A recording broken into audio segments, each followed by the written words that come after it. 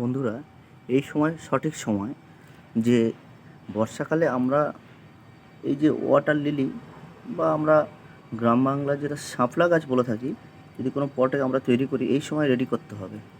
এই সময় দেখছেন আমি তৈরি করে ফেলেছি। এবার বৃষ্টির জল পড়লে এই দেখছেন ছোটো ছোটো পটে, হ্যাঁ, মাটির পটে হতে হবে। এটা পদ্মের সেট আপ। এখানে পদ্ম এবং শাপলা একসাথেই রাখা আছে। এবার এইগুলো এখন থেকে তৈরি করলে যেটা হবে কি, এইরকম একটা পটে রাখতে হবে। এখন থেকে তৈরি করলে সেট আপ করলে এটা যেটা হবে যে বর্ষার জল পড়লে যত বর্ষা নামবে, যত বৃষ্টি হবে, এখানে লাল লাল শাপলা, পদ্ম এগুলো হবে।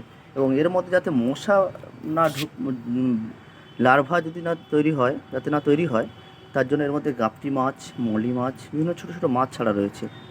এই দেখছেন এই স্টিকগুলো উঠছে, এই যে স্টিকগুলো, এগুলো কিন্তু পদ্মের স্টিক। এগুলো আস্তে আস্তে এগুলো থেকে হবে। ধন্যবাদ।